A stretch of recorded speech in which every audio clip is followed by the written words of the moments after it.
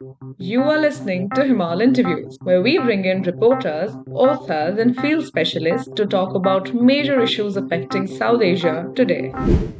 का सेंसस हिंदुस्तान का एक्सरे है।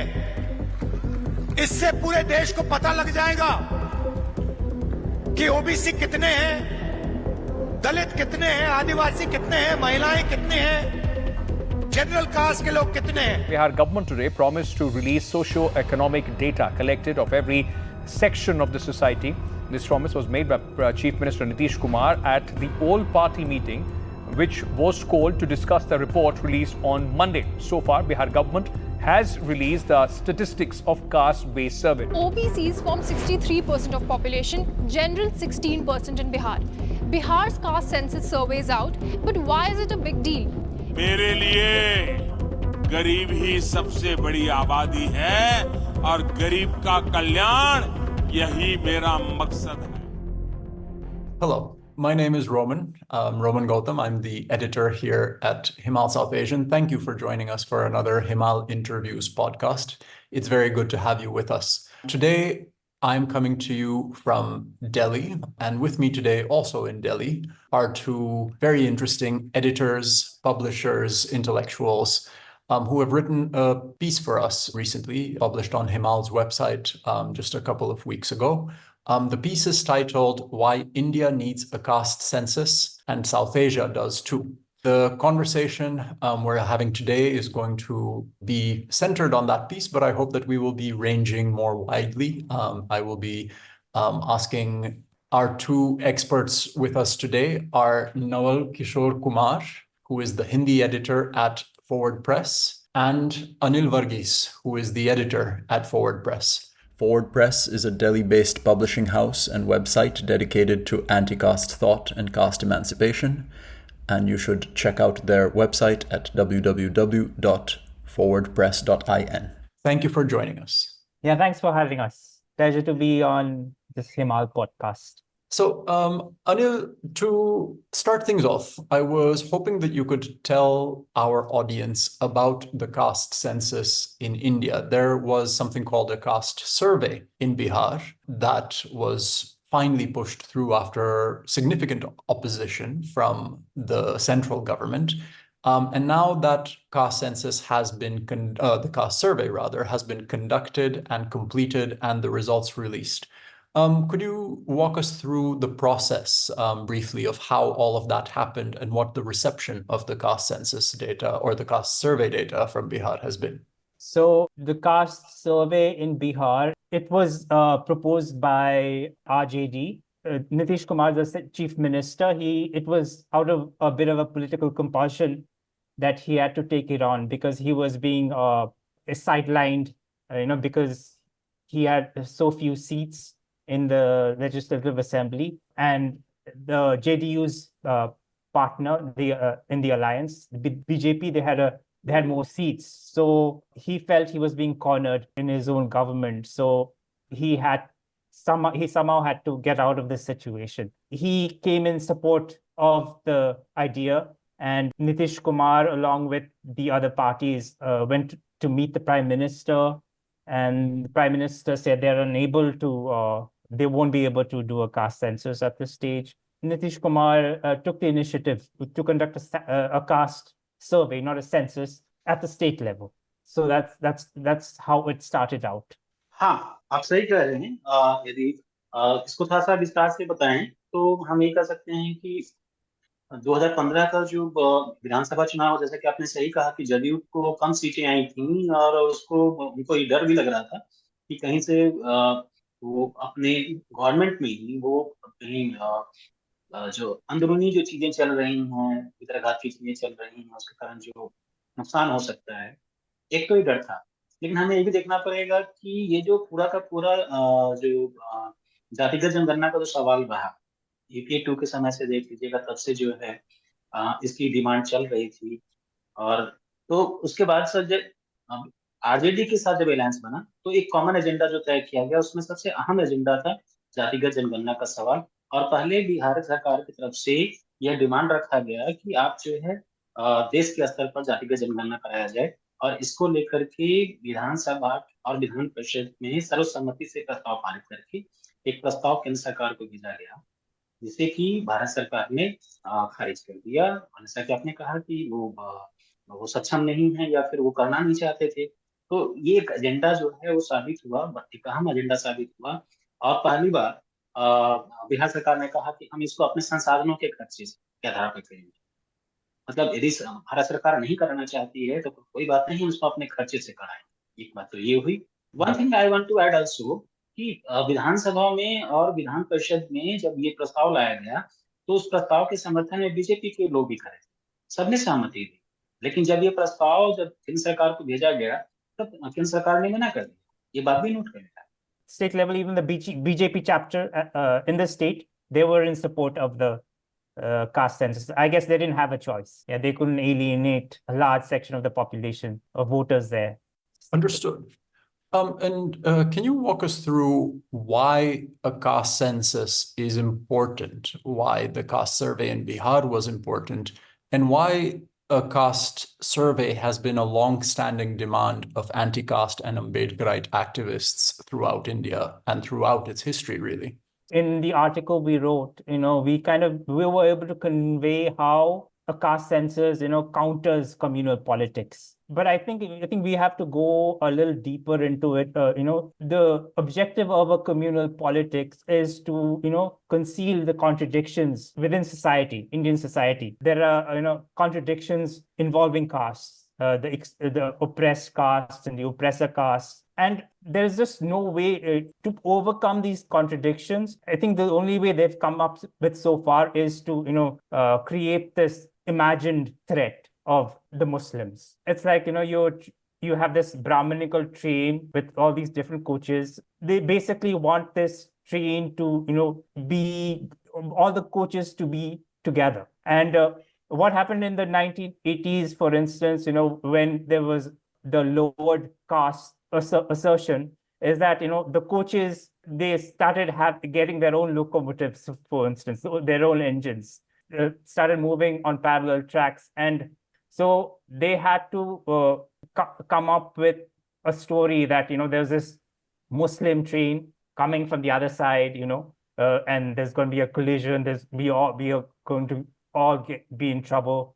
There's this a bogey of a threat from the Muslim community. The real insecurity is not because of, it doesn't come from the Muslims. It comes from the contradictions within the so-called Hindu society.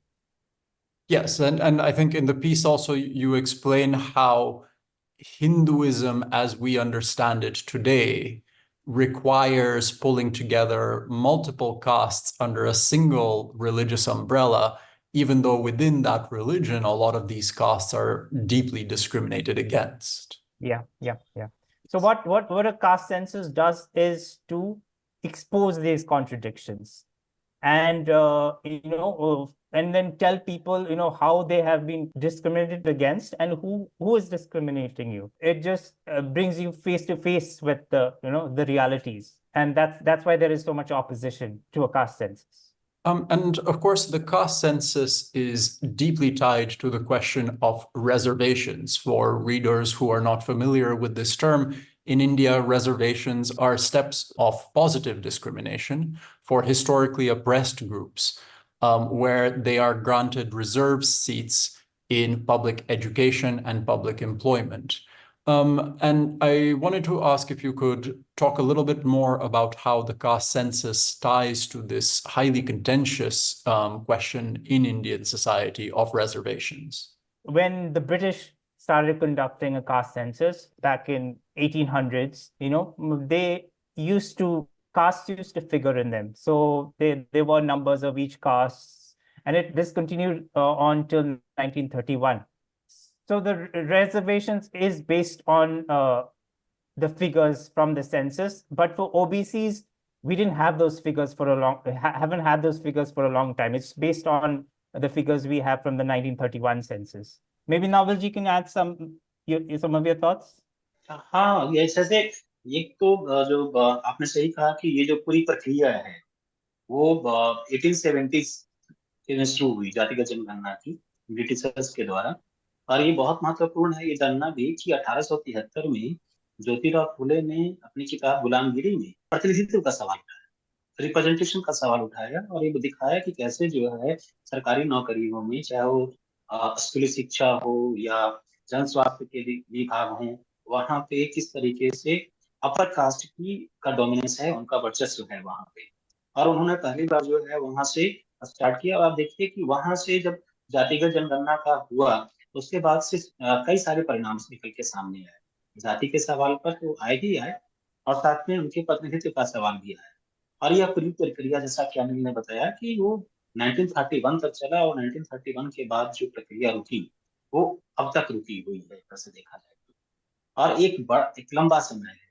आप समझिए कि 1931 में जब देश था यह, उस समय पाकिस्तान भी था, शामिल था, बांग्लादेश भी था, सब थे।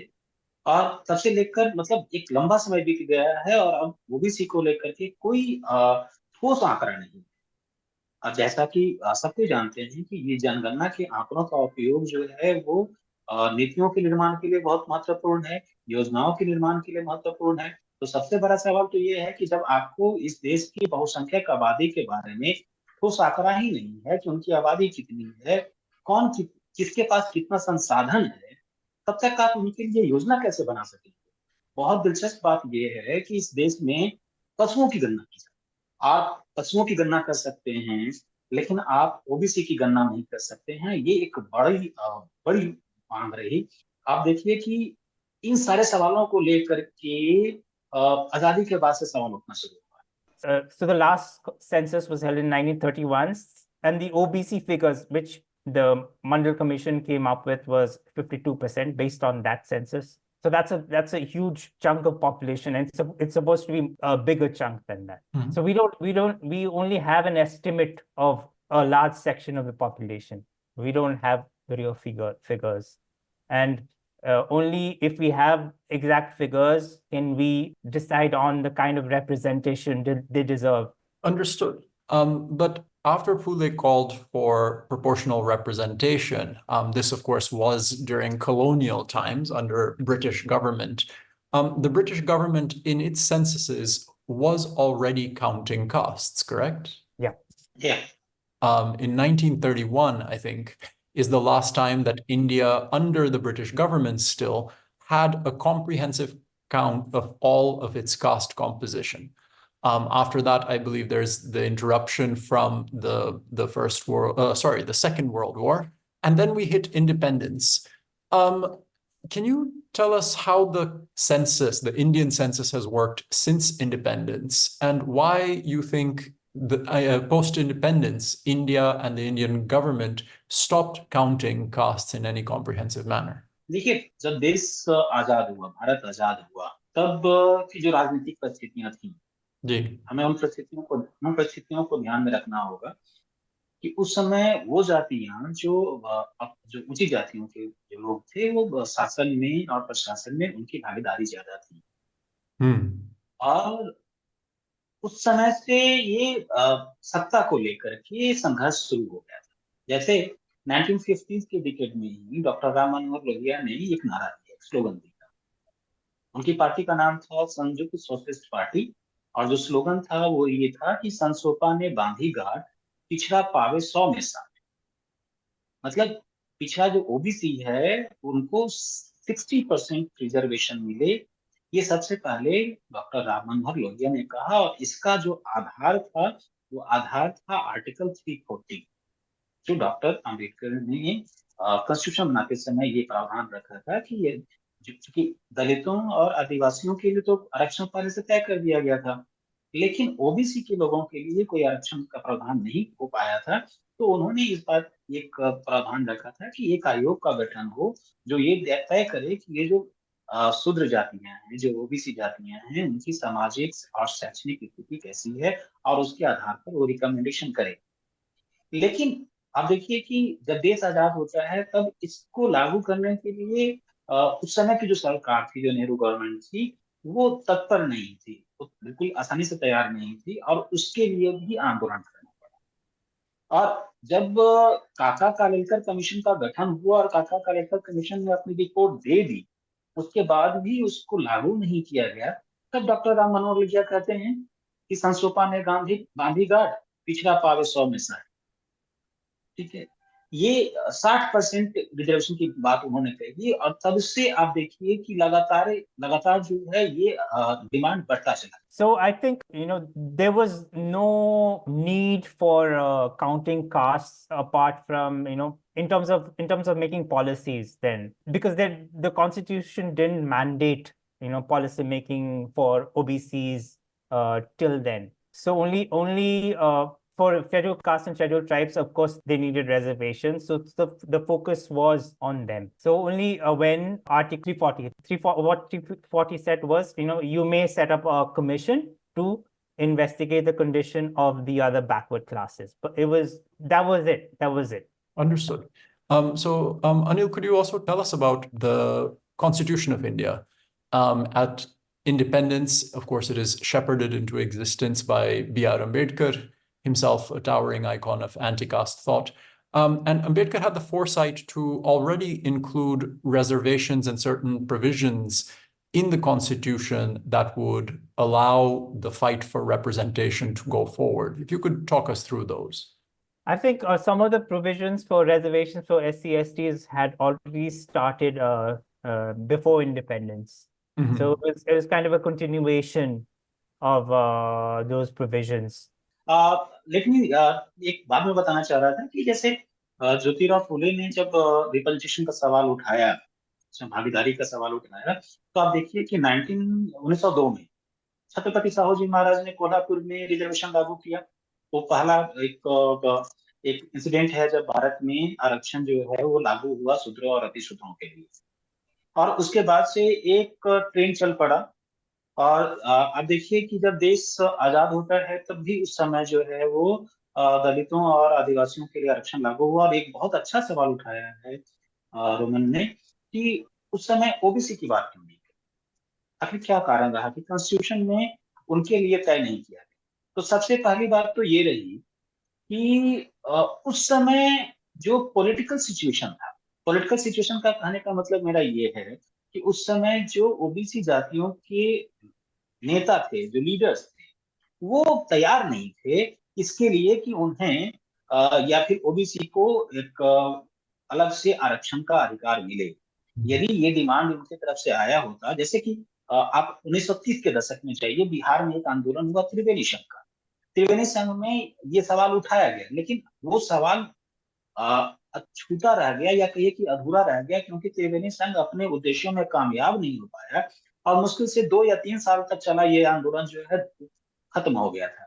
यदि ये आंदोलन आगे बढ़ता तो मुझे लगता है कि जब देश आजाद हुआ तब तक देश में ऐसा माहौल बन गया होता कि कॉन्स्टिट्यूशन बनाते समय ही ओबीसी के लिए भी रिजर्वेशन लागू किया जाता। एक बात तो ये जी। There wasn't a demand from the OBCs like there was, demand from Ambedkar. Ambedkar himself drafted the constitution. And also, I think, Chandrika Prasad Jigyasu, he's written about what, the developments in the run-up to the independence. He said, he was kind of confident that, the OBCs, he was an OBC, OBCs would be represented. He got an assurance from Gandhi that, but as things progressed, that wasn't to be. He was kind of, thought he was fooled by what went on, and they were kind of ignored, overlooked. And a lot of OBCs, went along with the Congress, and they were just content being part of that bandwagon. Mm-hmm. Understood. Nawalji, you had more to say? Yeah. So what happened at that time कि जब देश में उस समय सरदार वल्लभ भाई पटेल थे, he was a eminent OBC leader, उनकी तरफ से ये डिमांड नहीं हुआ।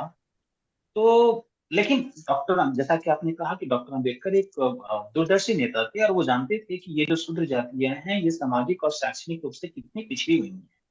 वो उनके हालात को समझते थे और इसीलिए उन्होंने आर्टिकल 3340 में ये प्रोविजन रखा कि भाई ठीक है, अभी अभी नहीं कर पा रहे हैं तो कोई बात नहीं, आप एक कमीशन का गठन करिए और इनके लिए इनकी हालात को देखिए। और उनको जो है आरक्षण का प्रभाव प्रदान करिए, या जो कुछ भी आप कर सकते हैं उनकी बेहतरी के लिए आप करें। इसीलिए 340 में उन्होंने ये प्रोविजन किया। लेकिन चूंकि कालेलकर कमीशन की रिपोर्ट के लागू नहीं किया गया, तब जो है ये डिमांड आगे बढ़ता चला गया। जैसा कि मैंने पहले कहा कि डॉक्टर राम मनोहर लोहिया ने कहा कि पिछड़ा पावे 100 में 60 जो डिमांड किया। 70 के दशक में आते आते ये जो 60% का जो आंकड़ा है वो बढ़ के क्या होता है, 90 और 10 का। जब जगदेव प्रसाद ने कहा कि जगदेव प्रसाद बिहार के एक बड़े नेता रहे, और उन्होंने नारा दिया कि 90 पर 10 का शासन नहीं चलेगा। एक्चुअली उन्होंने एक व्यापक एकता की बात कही, और उसमें उन्होंने ओबीसी को भी रखा, दलितों को भी रखा, और इस तरह से उन्होंने कहा कि ये जो 90% आबादी है उस पर 10 का शासन नहीं चलेगा, और इनको रिप्रेजेंटेशन चाहिए। अब आप देखिए कि एक दशक आगे बढ़िए। So what Navalji was saying was, how Lohia comes into the scene in the 60s, and he demands 60% representation for the OBCs. But my question to Navalji is where was Lohia when the constitution was being drafted, or why didn't he make a demand for OBC representation then? Was he around then? हाँ, he was there. जब देश आजाद हुआ तब लोहिया सक्रिय थे, लेकिन लोहिया की जो अपनी राजनीतिक छाया थी, या उनका जो ऑरा था, या फिर कहिए कि उनकी राजनीतिक उपस्थिति थी, बहुत कम थी, बहुत सीमित थी। एक बड़ा कारण ये था क्योंकि उस समय एक तो आप देखिए कि वो नरेंद्र देव के संकल्प थे। यदि इस बारे में बताऊंगा थोड़ा विस्तार में चला जाएगा। वो जो समाजवादी आंदोलन का जो खामियां रही हैं वो उस दौरान बहुत मुखर कर सामने आई। और जैसे कि आपने चंद्रिका प्रसाद जिज्ञासु का कहा, जैसे गांधी ने उनको जो है बिल्कुल बहला कर रखा कि भाई हम आपके साथ न्याय करेंगे, और न्याय नहीं किया। तो एक बड़ा कारण ये भी था। एक बहुत बड़ा सवाल आपने उठाया है कि गांधी ने चीट किया। So what Navalji was saying, the likes of Lohia were not that prominent at the time of the drafting of the constitution, or just when India became independent. They only started being vocal about their demands in the late 60s, and then the likes of Jagdev Prasad comes into the scene. He demands 90%, isn't it? Yeah. 90%, not just the OBCs, the non-upper castes, and even the Muslims. And then Navalji was going on to the demands of Kanshi Ram, when Kanshi Ram enters in 80s. Comes into the scene in the 80s. Yeah. Kansi Ram ji ने जो demand रखा, उन्होंने कहा 85 और 15 की बात कही। तो और उन्होंने एक नया नारा भी दिया कि जिसकी जितनी संख्या बारी उसकी उतनी हिस्सेदारी, मतलब जिसकी जितनी संख्या है उसकी हिस्सेदारी भी उतनी ही तय हो। तो हम देखते हैं कि 80 के दशक तक ये चीजें चलती हैं, और फिर 90 का दशक आता है।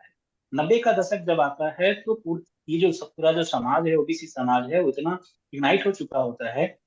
अब उसके पहले देखिए कि 1970 के दशक में के लास्ट में ही जब मोरारजी देसाई की सरकार बनती है आफ्टर इमरजेंसी, और वो कंपेल्ड हो जाते हैं कि वो एक कमीशन का गठन करते हैं, बीपी मंडल कमीशन का। और उसी काम के लिए दूसरा आयोग था पिछड़े वर्ग के लिए, जिसने अपनी रिपोर्ट दी, लेकिन इसको भी लागू नहीं किया। और उसके बाद में जब 80 का दौर आता है, कांसीराम का आंदोलन होता है, और भी जो सोशलिस्ट लीडरों का जो आंदोलन शुरू होता है, उसके लाइट में क्या देखेंगे तो 90 में बीपी सिंह सरकार को मंडल कमीशन को लागू करने की घोषणा करनी पड़ती है।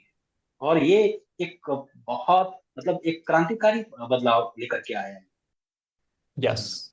And if we can extend that timeline, from the implementation of the Mandal Commission report to the present day, where does the situation of representation and caste representation stand in India today? In public employment, there is some improvement. Like we've put out those figures in the article, but it is still OBC's got, they've been allotted 27% reservation, but we still far from that target. So are SCs and STs. SCs that's 15%, STs 7.5%. As we pointed out in the article, in the top levels in the central government, that's the situation. There's still a long way to go. And in terms of higher education, that we are like so far behind. It's just been implemented for about a decade, and it's not and it's like been half-hearted. We are lagging behind in terms of the number of professors, associate professors. There are very few OBC, full professors. There for vice chancellors, we just had out of the 45 vice chancellors in central universities, about 5 are OBCs, and SC ST is like fewer than that, I think. एक बात मैं जोड़ना चाह रहा हूँ वहाँ पे कि जैसे कि रिप्रेजेंटेशन का सवाल कहा बताया अनिरुद्ध जी ने कि कैसे जो है चाहे वो एम्प्लॉयमेंट के सेक्टर में, चाहे गवर्नमेंट ऑफ इंडिया की जो नौकरियां हैं, आप उसमें देखेंगे कि ग्रुप ए की नौकरियों में किनकी संख्या सबसे ज्यादा है। ग्रुप बी में भी अपर कास्ट के लोगों की संख्या ज्यादा है। चूंकि एससी और एसटी का रिजर्वेशन पहले से है तो उनका प्रतिनिधित्व तो है, लेकिन आप देखेंगे कि उनकी भी हिस्सेदारी ग्रुप ए और ग्रुप बी की नौकरियों में कम है। ओबीसी तो खैर कम है ही। इवन आप जब जैसे जैसे आगे बढ़ेंगे, आप ग्रुप सी में जाएंगे, जो बेसिकली जो ग्राउंड सर्विस प्रोवाइडर जाते हैं, मतलब जो काम है जो ग्रुप सी में है, जैसे जो म्यूनिसिपल में काम करते हैं, जो सफाई का काम करते हैं, उनमें जो है एससी एसटी ओबीसी की भागीदारी ज्यादा है। लेकिन उनका रिप्रेजेंटेशन जो डिसीजन मेकिंग पोस्ट्स हैं उसमें बहुत कम है। मतलब अभी भी आप देखेंगे तो ग्रुप ए और ग्रुप बी में जो हिस्सेदारी है, मतलब वो जैसे ओबीसी के लिए रिजर्वेशन है 27%, और अभी भी ग्रुप ए में जो ओबीसी की हिस्सेदारी है वो 4 से 5% है। ठीक है, तो आप देखेंगे कि जहां जो ब्राह्मणिकल सिस्टम है, ब्राह्मणिकल सिस्टम में जो सेवा करने वाली जातियां हैं उनको उसी काम में जो है रिजर्वेशन उनको मिलता है। जैसे जो सफाई कर्मी जातियां हैं उनकी संख्या जो है ग्रुप सी और ग्रुप डी में तो दिखती है, लेकिन ग्रुप ए और ग्रुप बी में नहीं दिखती। जो डिसीजन मेकिंग जो पोस्ट हैं उनमें उनकी हिस्सेदारी नहीं दिखती है। एक तो ये तो सरकारी नौकरियों की बात हुई। आप देखिए जैसा और जो शिक्षा का क्षेत्र है, जो हायर एजुकेशन का सवाल है, जिसको बहुत अच्छे से पॉइंट आउट किया अनिल जी ने कि अभी भी जो है चाहे डीसी के स्तर पर हो, वहां उनकी संख्या बहुत कम है। और आप देखिए कि अभी अभी चूंकि 2006 में हायर एजुकेशन के लिए रिजर्वेशन लागू किया गया, लेकिन इसको लागू होते होते 2009 का समय लगा। और अभी भी जो है जो प्रोफेसर के रैंक पे जो लोग हैं उसमें ओबीसी की हिस्सेदारी बहुत कम है, बहुत कम है। ये स्थिति है अब तक की। And if you so what Navalji was saying was, in the government, like the lower levels, the government, yeah, there is some representation for because SC/STs, the reservation has been on for so many decades.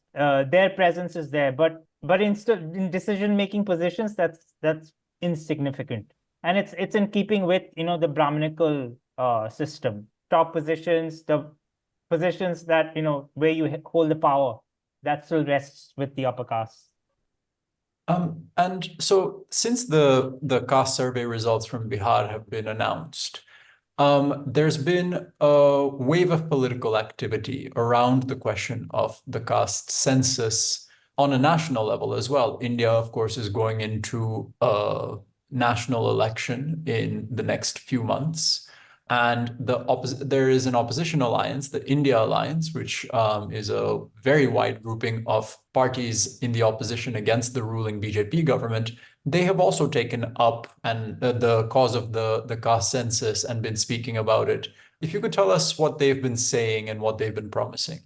जब 90 में मंडल commission लागू हुआ तो पिछड़ों के अंदर जो उभार हुआ, जो राजनीतिक उभार हुआ, उसको पंक्चर करने के लिए ये कमंडल यात्रा निकाली गई, राम के नाम पर राजनीति की गई। आप देखिए कि तब से लेकर के जातिगत जनगणना का सवाल कैसे जो है मुखर होकर के आया। इवन जब 2011 में सेंसस की बात आई तब भी जो है जातिगत जनगणना का सवाल सामने आया, और उस समय जो डॉक्टर मनमोहन सिंह की सरकार थी उस सरकार को ये कराना पड़ा। हालांकि उस रिपोर्ट को लागू नहीं किया गया, लेकिन इसके बावजूद भी राजनीतिक मंचों पर, राजनीतिक स्तर पर जातिगत जनगणना का सवाल अहम मुद्दा बना रहा। और अब तो ये मुद्दा जो है ऐसा हो गया है कि जो कमंडल को खारिज कर सकता है, या हिंदुइज्म के नाम पे जो राजनीति चल रही है इस भारत देश में, उसको खारिज कर सकता है। उसका एकमात्र जो तरीका हो सकता है वो हो सकता है बहुसंख्यक जो आबादी है उसके बीच एकता। और उसके हित की बात। जब तक ऐसा नहीं होगा तब तक जो है ये जो हिंदुज्म जो जिस तरीके से डोमिनेट कर रहा है उसको जवाब नहीं दिया जा सकता। मुझे लगता है कि जो इंडिया गठबंधन के पॉलिटिकल जितनी पार्टियां हैं वो इस बात को समझ चुकी हैं कि यदि हिंदुत्व का सामना करना है या उसे परास्त करना है तो बहुसंख्यकों की बात करनी होगी, और बहुसंख्यकों की बात करनी होगी तो कास्ट सेंसस के पक्ष में खड़ा होना ही होगा। Yeah, what Navji was saying was that there's been an undercurrent of demand for social justice, since the 90s. It's been there, but it's now become taken a more prominent shape. It's out there in the open now, and it's the only solution to the kind of politics of the the only way to counter the politics of the BJP. Mhm. If you could explain that in a little bit more detail, why is it that caste assertion can be such a potent counter to the politics, the communal politics of the BJP? देखिए इसके इसको समझने के लिए सबसे पहले हमें समझना पड़ेगा कि अभी जिस तरीके की राजनीति की जा रही है बीजेपी के द्वारा, वो हिंदुत्वकरण की राजनीति की जा रही है। और अब तो ये साफ साफ कहा जा रहा है कि भाई जातियां हैं ही नहीं। प्रधानमंत्री नरेंद्र मोदी के स्तर पर कहा जा रहा है कि जातियां नहीं हैं। जातियां वो जातियों के रूप में बता रहे हैं, महिलाओं को बता रहे हैं, किसानों को बता रहे हैं, छात्रों को बता रहे हैं, गरीबों को बता रहे हैं। वो जातियों की एक नई परिभाषा गढ़ रहे हैं, लेकिन हकीकत में क्या है? हकीकत में ये है कि अभी भी जो ओबीसी जातियां हैं उनका रिप्रेजेंटेशन बहुत कम है। तो एक तो सवाल ये है। दूसरा सवाल ये है कि जो आज की जो मौजूदा पॉलिटिकल पार्टीज हैं भारत में, उनके पास एजेंडा क्या है? जैसे यदि हम बीजेपी की बात करें तो उनके पास एजेंडा है, हिंदुत्व का एक एजेंडा है। लेकिन जो विपक्ष में जात पार्टियां हैं उनके पास एजेंडा क्या है? उनके पास सिर्फ एक ही एजेंडा है कि आप बहुसंख्यक आबादी को, जो मेजोरिटी आबादी जो पॉपुलेशन है, आप उसके राइट्स के लिए खड़े हो, उनके रिप्रेजेंटेशन के सवाल पे खड़े हो। यदि आप ऐसा नहीं हो करते हैं तो आपकी जो आइडेंटिटी है वो खत्म हो जाएगी। इसलिए आप देखेंगे कि हाल के मतलब कुछ दशकों में, 3-4 दशकों की बात मैं कहूंगा कि उन्हीं पार्टियों की साख बची है जिसने बहुसंख्यक आबादी के हितों को अपने एजेंडा में रखा है। चाहे वो आरजेडी हो, चाहे जेडीयू हो, चाहे वो बीएमके हो। आप देखें इन पार्टियों का अस्तित्व तभी कायम है जब वो इन कम्युनिटीज की बात करते हैं। और कहीं ना कहीं ये एक ऐसा प्रभावकारी एजेंडा है जिसके आधार पर ही हिंदुत्व के बढ़ते खतरे को खारिज किया जा सकता है। Yeah, what Kanavaji said was, the only way to counter the Hindutva that tries to conceal these contradictions, these injustices in society is, to stand up for the rights of the historically deprived and to, represent their voices. Mm-hmm. Of course, I think one of the most remarkable things about your piece is that it also manages to open the conversation up beyond India and to take a look at the state of caste representation and caste justice across a very large swathe of the Indian subcontinent. I wanted to ask you to talk us through how caste operates in other parts of the subcontinent. Of course, it might not be possible to cover all of them, but a couple of key examples, perhaps. Yeah, we weren't able to do as much research as we, did, in India, because we are based in India, and, we have close eye on the developments here.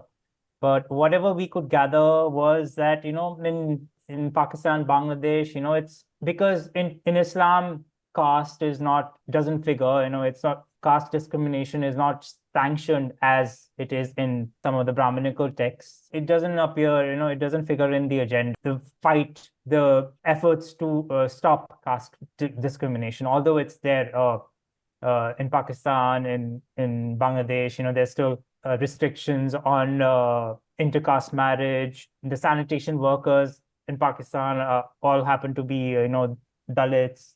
And in Sri Lanka, it seems like, even Buddhism being a, it rose through an anti-caste movement. It's kind of it's not acknowledged there either. But in Nepal, we found that there is, at least recently, there's been an effort to ensure caste representation in the recently held census. They have counted castes, but the only thing I found out was, comparing it with, for example, the Bihar survey. They have the numbers of different castes in the population, but they don't have, the numbers for that gives an idea of their representation in the government, the kind of education each caste has, their involvement in the different sectors, the kind of the income groups they fall into. So that's kind of lacking. And having looked at Nepal's example and how, and you've also spoken to numerous activists in Nepal about the caste census there and what it has meant and how it has been received. Do you see any lessons for India on the question of the caste census that can be drawn from Nepal? It's important to have, the numbers of castes in the census, the kind of share you have in the population, so you can make policies that are based on, social justice. I think that's a good point to start. I think Nepal shows us, a good place. It shows that that's a good place to start. But in terms of implementation, I think there is still a long way to go. मैं एक बात कहना चाह रहा था कि democracy तभी मजबूत जब जो डिप्राइव्ड कास्ट कम्युनिटीज के कास्ट सोसाइटी के जो वंचित लोग हैं उनकी भूमिका स्थापित हो, उनका प्रतिनिधित्व स्थापित हो, तभी लोकतंत्र स्थापित होगा, लोकतंत्र मजबूत होगा। यदि हम साउथ एशियन कंट्रीज को देखें, चाहे वो नेपाल हो, चाहे वो पाकिस्तान हो, चाहे वो बांग्लादेश हो, वहाँ डेमोक्रेसी यदि कमजोर है तो उसके पीछे एक बड़ी वजह ये है कि जो वंचित जमातें हैं उनकी भागीदारी कम है। और बहुत अच्छा लग रहा है कि नेपाल में ये सवाल उठ रहा है। मुझे लगता है कि आने वाले समय में नेपाल में ये मांग बड़ी तेजी से बढ़ेगी और ये सोशल जस्टिस का सवाल है वो पूरे के पूरे साउथ एशियन कंट्रीज में आगे बढ़ेगा। और जैसे जैसे ये आगे बढ़ता जाएगा ये देश तरक्की के मार्ग पर आगे बढ़ते चलेंगे। Yeah, what Navalji was saying was, for a strong democracy, there is the need for the historically deprived sections of society to be represented in the state. That's a very essential aspect of democracy. And Nepal has started that process. The thing is, once people know, once the different groups know their share in the population, that'll automatically lead to demands. They'll be taking a claim in, the various aspects of the state. Well, I think we can only hope that is the trajectory that all of South Asia follows. Nepal, with its caste census, still has lots of work to do in terms of turning those numbers into actual caste representation and proportional representation.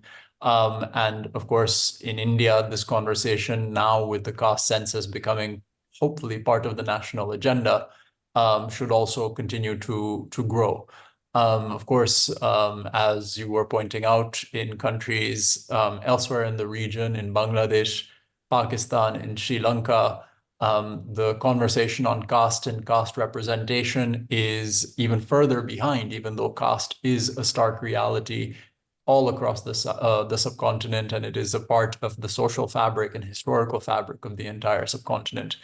Thank you so much, Anilji. Thank you, Nawalji, for being here. Thank you for your insights. And thank you for your piece. For our listeners, their piece titled Why India Needs a Caste Census and South Asia Does Too is up on the Himal website, and we will have a link to the story in the episode notes to this podcast. Thank you both so much for joining us. Thank you so much for having us.